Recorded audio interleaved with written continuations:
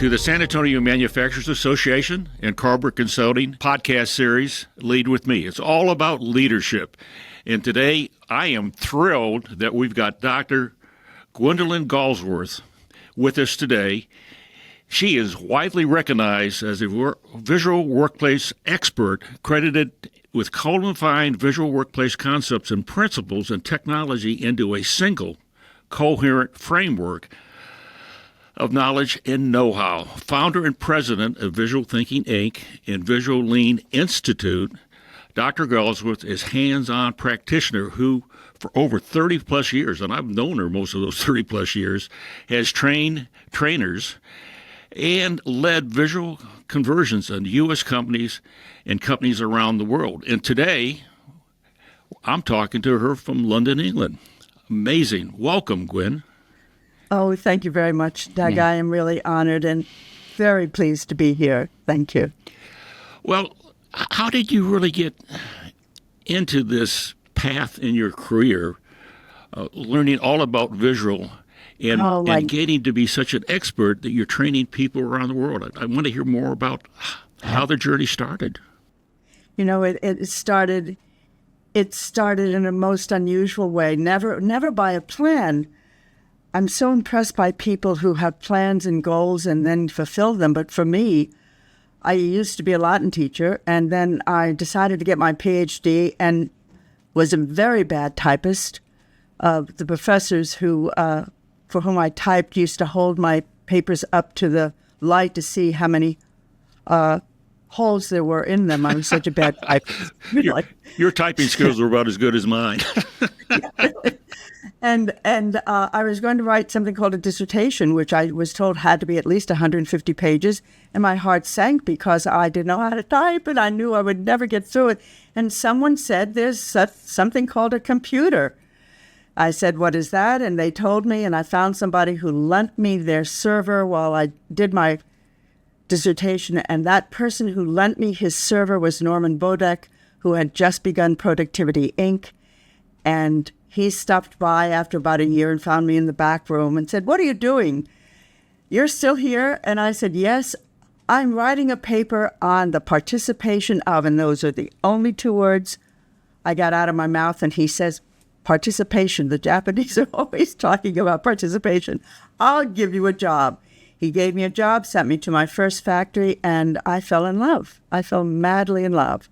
And then I went to Japan, and I saw my first visual device. Norm used to do a lot of study tours in Japan. He was amazing. Yeah. I took many of them over. Yes, he was a great gift. He was a pain in the neck. We used to call him Typhoid Mary because he'd come into your office and you would catch something that you didn't like, and he would leave and then give it to the next person. He was a character. He really was. But he was a great gift. He was a great gift. I had a lot of sessions with him over the years. He was just an amazing individual. Even after he sold the company, he was still very active with study tours, matter of fact. Yeah, when he passed away, he was actually in Japan. I did not know that. Yeah. I did not know. Amazing guy. Truly missed. Yeah. You know, I first met you probably, I'm thinking mid-'90s at Harris Corporation, and John Sadoff brought you in to train all the companies in the communication sector within Harris Corporation. And we sent a number of people to Quincy, Illinois, and then from there you went from site to site. And that's when I really got to spend a lot of time with you and learned a lot about your journey with Visual Lean. Yeah, it was a wonderful visual conversion, and I met you. Yeah, and actually that was one of the major steps, at least for my division within the communication sector. We were on a journey to apply for the Shingo Prize, and yours was one of the major tools that we had to use to get there to win the prize early on. And I'm so thrilled that you're here today. So let's talk a little bit about the journey and the fact that you've written a number of books, and we're going to talk more about those books at the end. But tell us a little bit more about your journey. Well, it's been all about doing conversions with companies that were interested in installing a language of visual devices in order to connect the organization. And it's called a visual conversion, sometimes a visual transformation. And that's where I did all my learning. I brought some basic ideas. I had an understanding, certainly had an inspiration, but I didn't have a dictionary yet. I didn't have a codification. And visuality at the time was not a field. It was just the devices, something that we got from Japan, color coding, Kanban, and lines on the floor, lines and labels. And as I began to work it, and the first work that I was given, kind of hands-on work, I was directed by Norman to learn about this thing called 5S, and I couldn't get the darn thing to work. I couldn't. This was, I'm a little bit ahead of the question you're going to ask me later about this was my biggest failure. I couldn't get 5S to work. And actually, people were actively hating me. Here I was, a woman, telling them to clean up after themselves.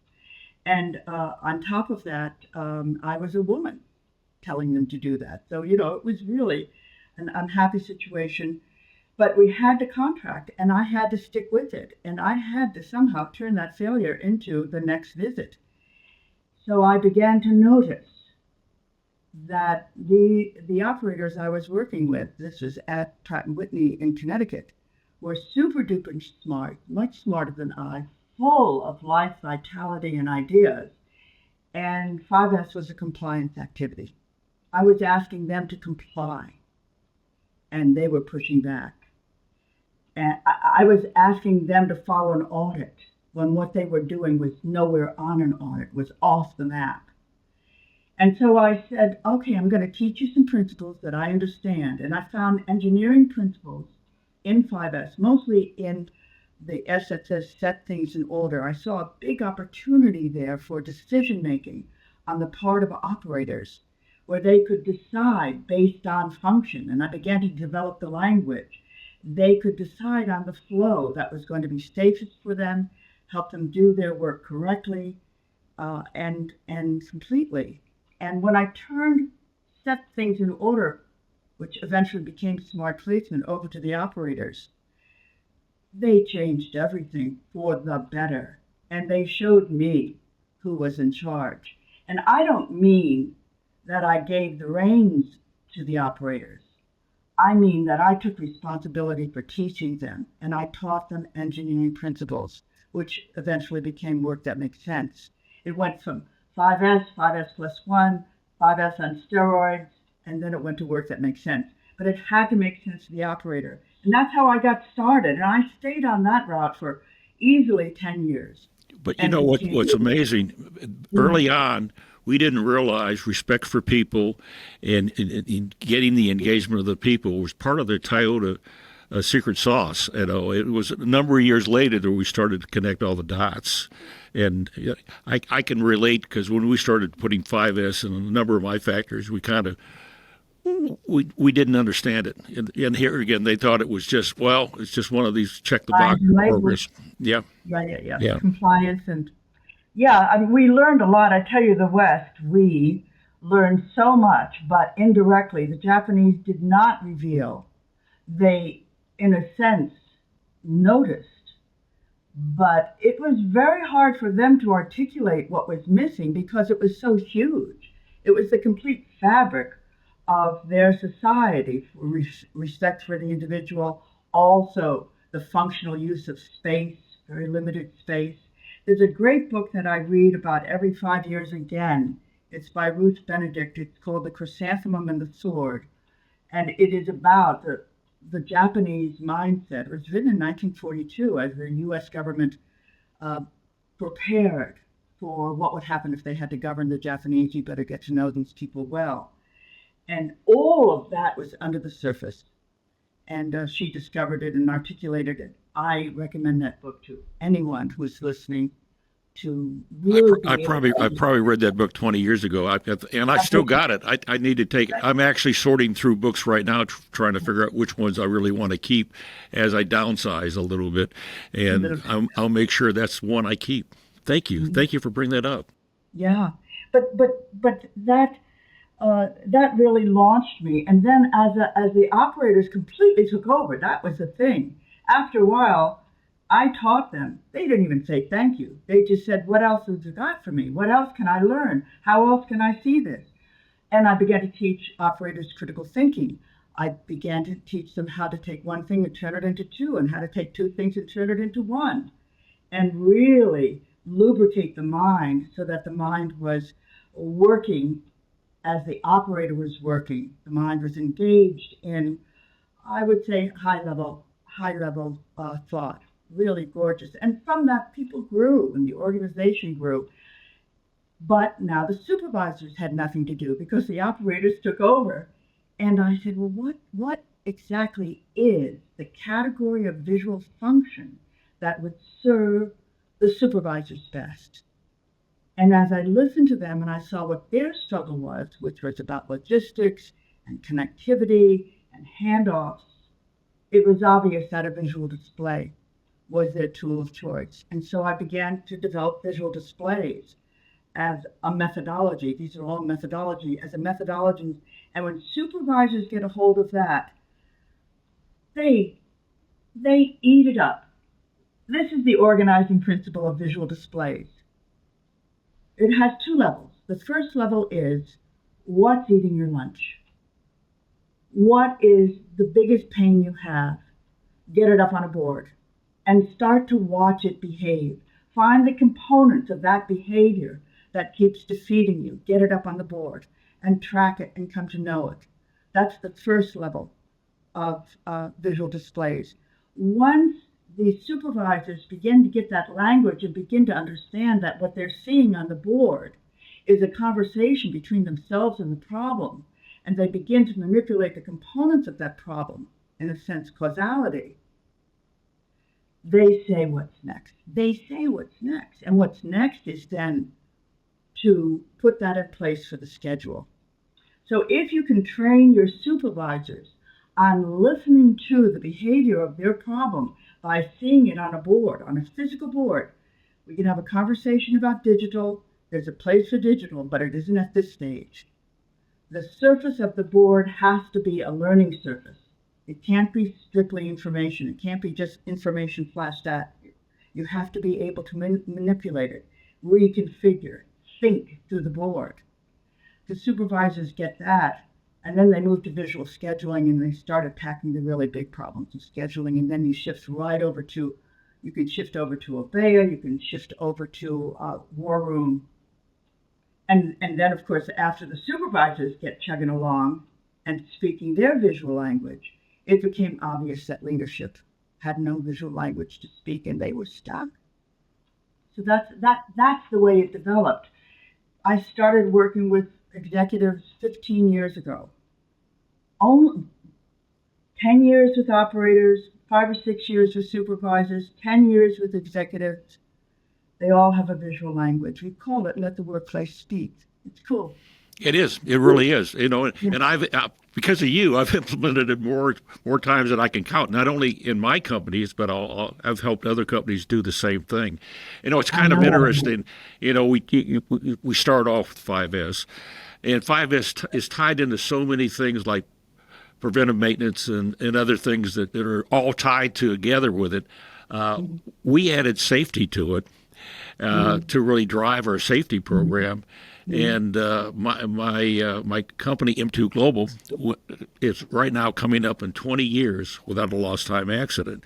And people ask me, wow, how did that happen? What did you do? What was? And I said, number one, we started off with 6S and made basically safety a priority. When we had a team meeting, a stand-up team meeting in the morning, the first thing we talk about is safety. So all the employees every day knew that was a priority for the business. And we had the dashboards and the measurements where we were constantly communicating what they need to do. So thank you for teaching me those skills. You're welcome. You know what's so interesting about what you said is that Taiichi Ono, the co-architect with Shingo of the Toyota production system, he started 5S as a safety intervention because you know the famous story about the operator. The lady was feeling uncomfortable and she wasn't getting her work done, and Ono goes over and says, "What's troubling you, madam?" And she says, "That thing up there, it's going to fall on my head."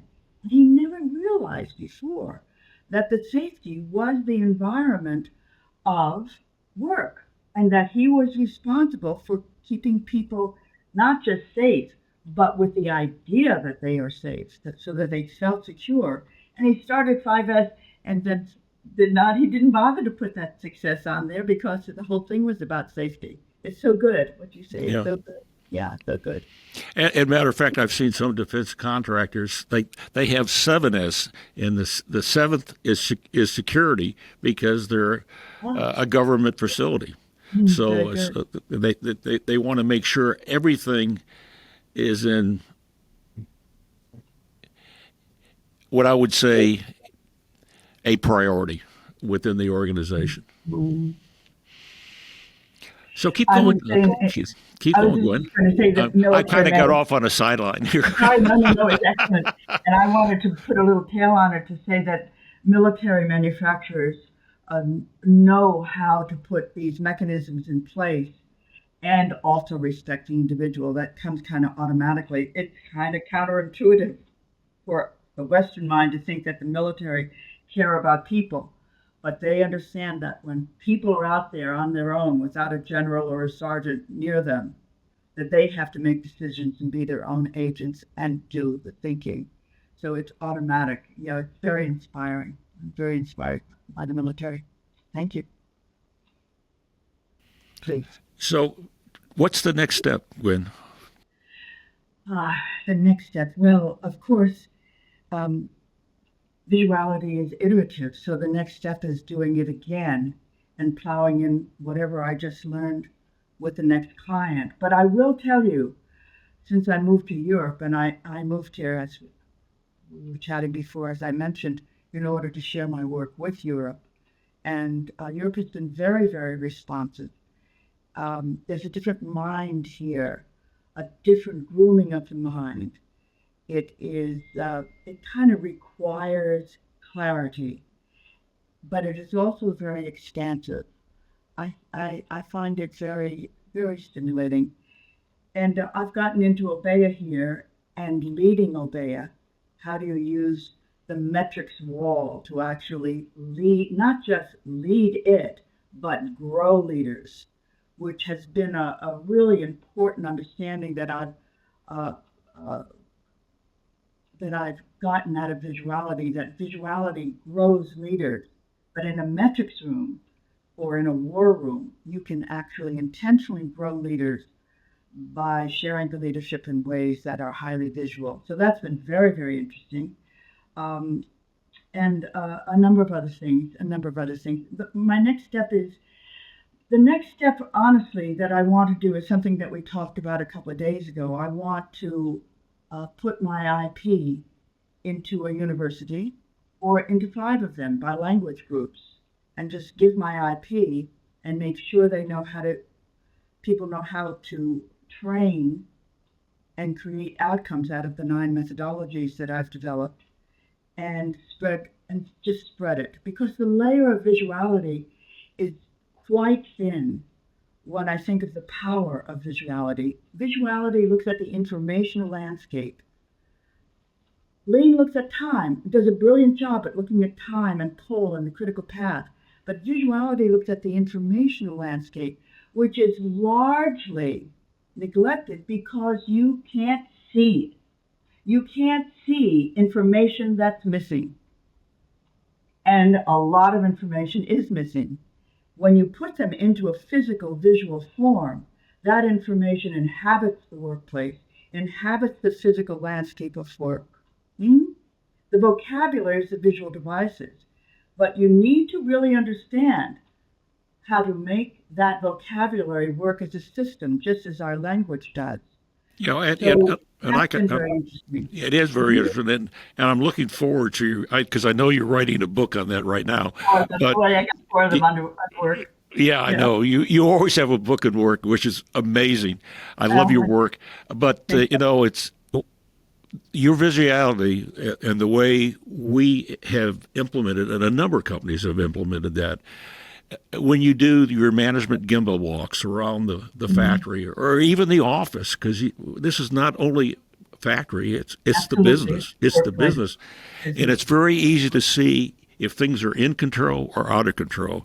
And it's a great tool when you do your management gimbal walks. I mean, I don't know how we got along without it, you know. That before, yes. You know, I'd like to build on that and say that there's a little bit of a misnomer running around the consulting world and the change CI world, and that is that workplace visuality, visual thinking is visual management. The huddle, the gimbal walk is visual management, but it represents generously 10%, maybe 12% of what visual can do. It's really about visual performance, and it's about embedding the whole performance that results in those dashboards and those huddles and that gimbal walk. It's about making the performance visual, not just the results of the performance. So that's just something to bear in mind. It's a very, very wide field. When I think of, for example, lean and visual together, or even agile and visual together, that represents, lean and agile represents one wing of a bird. The other wing is visuality. You need the two wings to fly. People must expand their understanding of visuality if they really want to go after the micro deficits in the workplace, the ones that are invisible because they're not even there. yeah, It's not even there. you're so right. You are so right. I've got a couple questions about your career, and I always kind of end up a little bit at the end asking three people about their challenges as a leader and a manager within the organization. Can you tell us what has been some of your greatest failures, and what do you do to learn about them and not do them again? Not to them again. You know, the failure that came to mind when you asked me that question is the failure I already mentioned, and the lesson that I already got from my failure at 5S. I came into that landscape ignorant because it was my first 5S. It was my first intervention since I was hired by Norman, and I followed it by the book, and I failed, and I had a contract, and I was responsible for delivering on that contract, and the methodology that I was given was not working.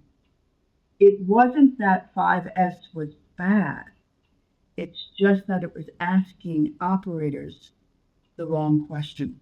That's It so was true. asking So of true. them. So Yeah. true. And it took me, and what I learned from that, and I learned it there. I probably learned it before I joined productivity, but it was not as vivid as this one, is you've got to keep going. And in a way, you can't give up hope. You have to believe that you have the internal radar to find the next step, to find what is next. And you know, when I train trainers and train consultants, the lessons that I learned from that, I've just continued throughout my whole career. It's been quite long. And when I train consultants and trainers, I say, you know what? You're responsible to know what's next. And you are responsible to know it before the group needs it. And if you don't know what next is, you're responsible for knowing that as well, and to get very afraid because you don't know what is the next iteration. Where do we go from here? So you keep going, but the other thing that these failures in my life have taught me is that we have this vast internal resource, and you call upon it. You call upon it. You say help. You say help, and inspiration comes, an opportunity comes that suddenly represents, wow, this is what I needed. You've got to keep going. It's like those streams. You're walking along, you got a stream, you're taking water from it, and all of a sudden the stream disappears. It went underground. It didn't go away, it just went underground. So that has been very, very important to me, and it has kept my life fresh. And I mean, I really am very interested in what's going to happen next. And sometimes I have to fight against the fear because things seem to be mounting up. But if I keep going, it turns out right. I think that really, in a way, leaders, you, to some extent me, we're responsible to give people hope. But we are also responsible to know the methodology and to know what the steps are supposed to produce and what's extra. I'm very pleased with what I've learned about failure because, in a way, it has really formed my life. And You learn from failures, and you kind of put it in your index to say, what did I learn? What could I do different? And how do I move forward? And you've done that so well, so well. And you know what, Doug? You know what? It gives us strength, but more than strength, it gives us courage. Was it Winston Churchill who said, "Success is never final, and failure is never fatal. What makes the difference is the courage to continue." So we promote courage in people. And I love what has happened in the last 25 years in our country, in the United States of America, and throughout the world, where we send that message in the workplace. The workplace has become a place of inspiration and of self-growth. And that's incredible. Well, and I think your books, as we go forward and reshore and rebuild manufacturing in the U.S., are going to play a key part. My next question is, how do you define success as a leader? And how do you measure it, Yeah. Hold on for a second. So what I want to talk about, and I'm a great fan of Winston Churchill because the guy was, he always thought very highly of himself, but if you ask other people, he was a loser. He was just a big loser. But he kept going, he kept going, he kept going. For me, in leadership, it comes down to one principle.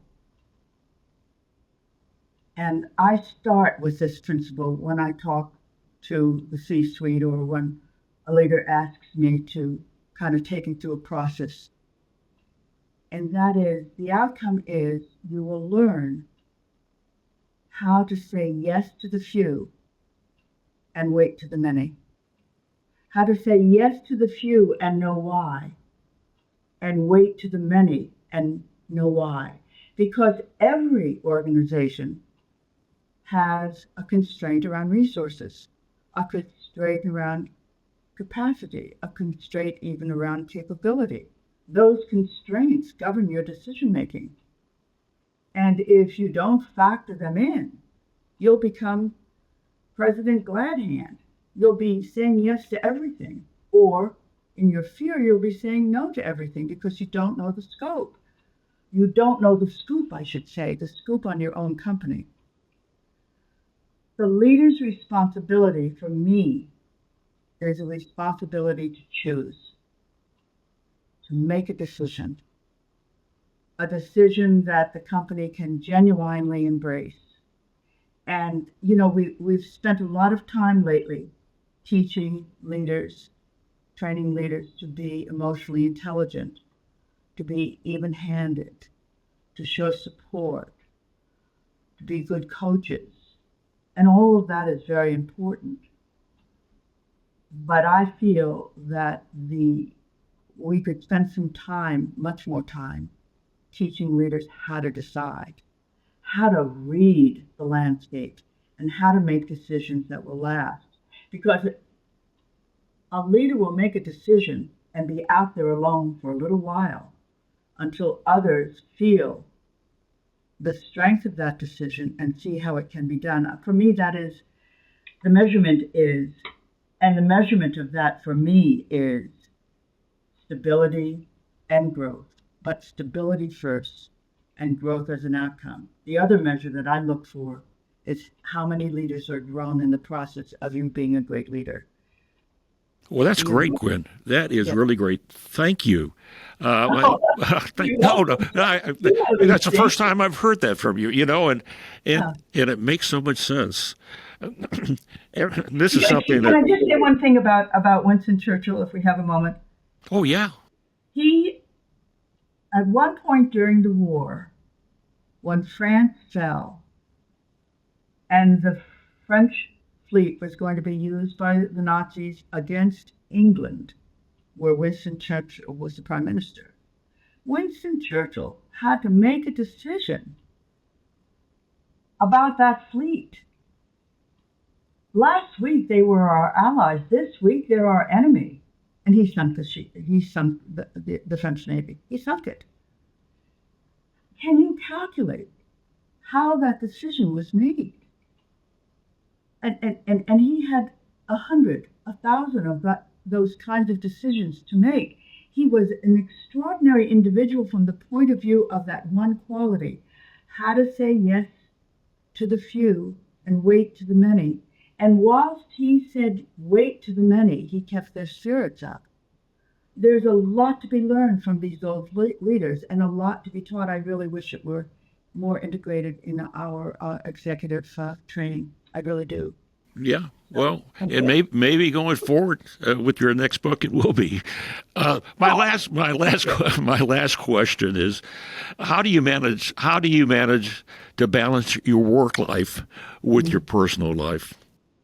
Yeah, that's the hardest question of all. That is. I mean, you and I are workaholics. No, that's not true. You may be. I don't know you that well, but I do know that you love your work. My wife thinks I am, and actually, as I get older in life, I spend more time smelling the flowers. I'm learning there's a lot more quality than just work out there. Oh, good for you. That's why God gave you a long life, so you could learn some new things. Well, actually, that is one of the ways that for me, balance means making sure there's beauty in every day. And I mean beauty of flowers, of course, beauty of trees, but a beauty of a child on a bus. I take a lot of buses here in London. They're so terrific. Oh, they are. They are. There, double decker, and people are everywhere. And you sit there, and you just feel the beauty of a connection. You really seek it, and you find it. You find something that nourishes your heart. It could be a painting, it could be music, it could be a face, it could be a conversation, it could be a flower. But I make sure that happens daily. And I don't have to make sure anymore because I have a kind of automatic gravity. I just seek it and it comes. The other thing that has been very important to me is, will look like the opposite of workaholic, but I'm not a workaholic. But I love my work. I think. Well, I know you love your work, and that's why I say anybody that writes as many books as you do, I think you got a passion for it, and you could call it a passion, you can call it a workaholic, but I think. They're not the same thing, but I think it's more of for me, it was more of a passion, and I think with you, it's been a passion for the same reason. And a passion feeds us. It thrills us. It stirs our blood. It fires our imagination. I've seen that in you in spades. You're an inspiring leader because you lead an inspired life. And Patty knows that. That's also why she loves you. But another piece of it for me is solitude, absolute solitude, just myself. And I not only seek it, I jump in. I love it. I love to be alone. I love to hear my mind quiet sometimes because I meditate as well. That's my third piece. But I also love to just feel the quality of this whole system of chugging along. I really, really love it. Another piece that I do, if I can't hike a hill, which is another reason why I moved to Europe, to tell you the truth, so that the outside could be a lot closer to me. I could go into the rural, go into the hill. It's hiking and strong exercise. I really love to break a sweat. And there's a gym. It's called Kiss. Well, it sounds like you made a lot of great choices. Hey, let's we're kind of wrapping up here, and all your books, and I've read all of them that you've published so far, but two that really bring to mind, and I'm just asking you if you were going to recommend two books for people to go buy, and yours right off the bat. I would recommend them. Yes. Yeah. So I know you would recommend them, and I'm recommending. But I'm just saying, if you only could buy one, if you could only buy two, the two that I got the most out of is a Visual Workplace in Visual Thinking, and that one actually won a Shingo Prize. And I think most of your books had Shingo Prize. And the other one says Work That Makes Sense is the second one I really like. Show us the picture. I think you got them there. Can you show us a picture of the cover for everybody? This is Visual Workplace, Visual Thinking. This is about the thinking model. This is about the 10 doorways. This is about the segmentation of visual functions throughout the organization. This for supervisors, this for operators, this for leadership, for executives, this for the office. It's excellent. It is the model, but and it has 300 colored pictures in it. This one, which is a book I know that you like as well, Work That Makes Sense, is operator-led visuality, and this one has 700 pictures in it. 700 mostly visual examples and visual solutions. And I did the review for the Shingo Prize on that one. I was on the team. Oh, yeah. I'm so glad. It's very important, and may I say that our website, visualworkplace.com, is full of free learning.